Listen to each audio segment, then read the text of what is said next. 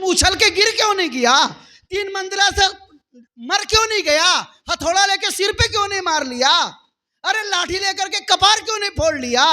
ارے anti لے کر کے ناخن کیوں نہیں کاٹ لیا؟ ارے چھری لے کے انگلی کیوں نہیں کاٹ لیا؟ تم بولتا ہے کہ ہم کو کچھ بھی سمجھ میں نہیں آ رہا تھا، لیکن یہ سمجھ میں آ رہا تھا کہ کنیا سے جھگڑا ہوا ہے، اس کا علاج کرنا ضروری ہے، اور کنیا کا علاج دلی، بمبے، ہریانہ سے موبائل میں تلاخی سے ہو سکتا ہے، یہاں سے تو لاٹھی ماریں گے تو کنیا کے کپار پہ لگے گا نہیں۔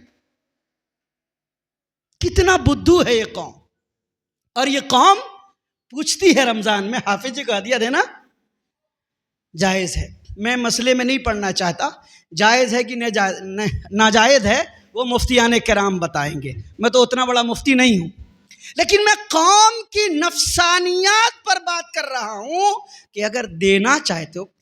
لیکن ایک بات صرف یہاں پہ نقل کر دیتا ہوں استاد محترم کا، حضرت مولانا مفتی سعید احمد صاحب پالنپوری نور اللہ مرقدہ، سابق شیخ الحدیث ام المدارس دارالعلوم دیوبند، جس سال میں حضرت سے ترمذی شریف پڑھ رہا تھا سن 2000 میں، میری فراغت دارالعلوم دیوبند سے سن 2000 میں ہے، تو حضرت نے ترمذی شریف میں ایک بچے نے پرچی دیا تراویح کے پیسے کے بارے میں، حضرت نے یہی بات فرمائی تھی کہ کسی حافظ، کسی عالم یا کسی امام کی اگر کسی کو دل سے واقعی قدر کرنی ہے، دل سے واقعی قدر کرنی ہے تو ہلا ہنگامہ کرنے کا کون ہے؟ چپ چاپ دینا تو کون روکتا ہے؟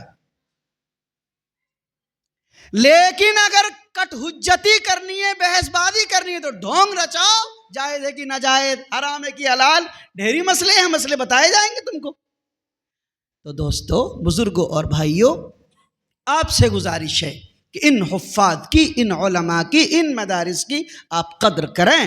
اللہ نے آپ کو شعور بخشا اور یہاں آئے اور اس خوبصورت پروگرام میں شرکت کی، بڑی سعادت مندی کی بات ہے، بہت بڑی سعادت مندی کی بات ہے۔ تو میں کہہ رہا تھا فاستقم، استقامت کے ساتھ دین پہ جینے اور مرنے کا عہد کیجئے اور عزم کیجئے اور ارادہ کیجئے اور کوشش کیجئے، دائیں بائیں دیکھے بغیر۔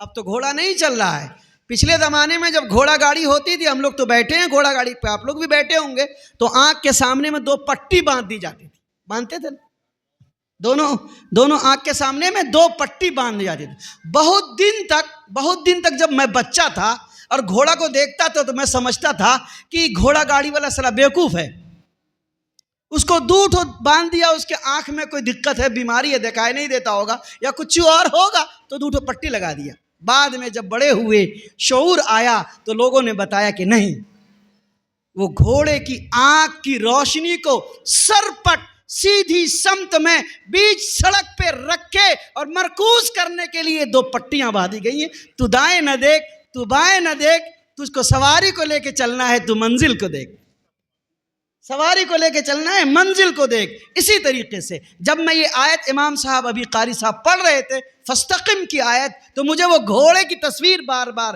ذہن میں آ رہی تھی کہ ہم اور آپ کو بھی بحیثیت مومن، بحیثیت مسلمان کے آنکھوں کے سامنے میں پٹی باندھ کر کے، دماغوں کے سامنے میں پٹی باندھ کے، دنیا کے فواحش و منکرات کے سامنے میں روڑے کھڑا کر کے قوم لوٹے، سماج لوٹے، بیوی ہو، ماں ہو، بہن ہو، خاندان ہو، معاشرہ ہو، بہنوئی ہو، سالہ ہو، سماج کے اثر و رسوخ والے لوگ ہوں، کوئی بھی ہوں، اگر افراط و تفریط پہ آئیں تو آپ برجستہ کہیے کہ یہ ناجائز ہے، اس کام میں میں آپ کے ساتھ شرکت نہیں کروں گا۔ ڈریے مت، یہ ناراض اور وہ ناراض۔ شادیوں میں مسلمان اب ڈی جے بجا رہا ہے۔ میں ایک مدرسے میں تھا، ایک دن مدرسے کے سامنے ایک لڑکے کی شادی تھی، بہت تیز آواز میں ڈی جے بج رہا تھا، تو میں نے پہلے ناظم صاحب کو کہا کہ آپ کہیے تو ڈی جے وہ بچہ روکے۔ ناظم صاحب نے بچے کو بھیجا تو لڑکے نے برجستہ کہہ دیا کہ ہم بند نہیں کریں گے۔ بعد میں نے کہا کہ شاید میری قدر کرے، میری بات مانے، تو میں نے 3-4 بچے کا ایک وفد بنا کے اس کی ماں کے پاس خبر بھیجا تو ماں سفارش کر کے بچے کے پاس گئی کہ بیٹا مفتی صاحب وہاں بیٹھے ہیں، تم کو خبر بھیجا ہے کہ تم ڈی جے مت بجاؤ۔ نوجوان نے برجستہ کہا کہ مفتی رہے کہ اپتی رہے کہ سپتی رہے، ہم کو فرق نہیں پڑتا ہے، ٹاکا ہم اپنا خرچہ کر رہے ہیں کہ مولوی مفتی کا خرچہ کر رہے ہیں۔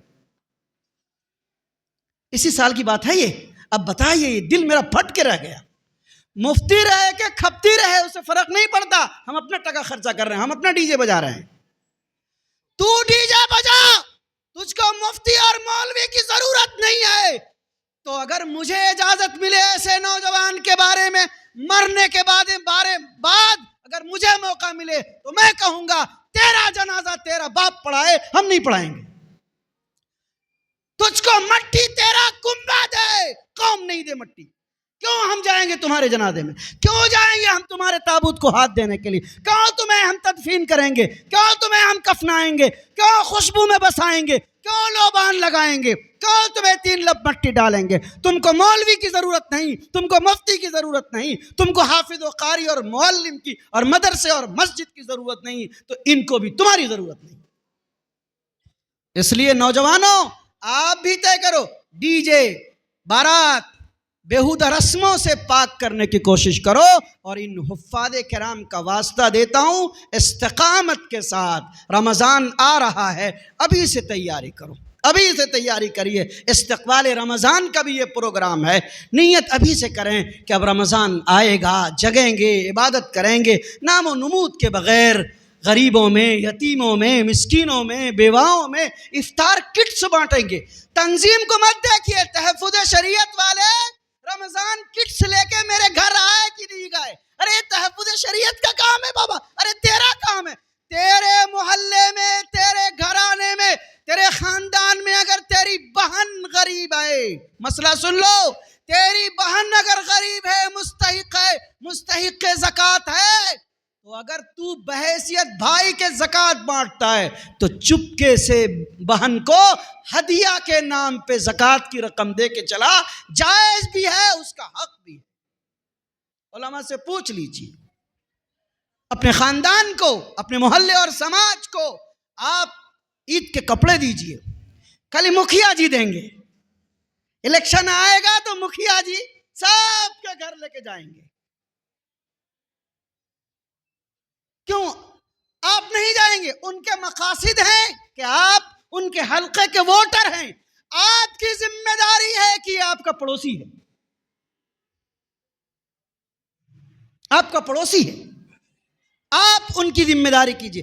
افطار میں محلے میں جائیے، کبھی کبھی غریب کے افطار پہ بھی بیٹھیے، اور اگر ان کے گھر میں افطار نہیں ہے تو اپنا افطار لے کے اس گھر میں جائیے جس کی ماں مر گئی ہے، جس کا باپ مر گیا، جس کا بھائی مر گیا، جو تڑپتا ہے۔ میں جانتا ہوں ایک گھر ایسے ہیں ارریا میں کہ افطار کے وقت میں ٹیوب ویل اور پانی کے اور نل کے پانی کے علاوہ اس مسمات اور بیوہ کے پاس افطار کرنے کے لیے کھجور ایک گٹلی بھی نہیں ہے۔ میں جانتا ہوں پرانے کپڑے کو دھل کر کے ماں رات کو سکھاتی ہے، وہی پرانے کپڑے کو نیٹے پوچھ کے چہرے پہ سرسوں کا تیل لگا کر کے بچے کو عیدگاہ بھیج دیتی ہے۔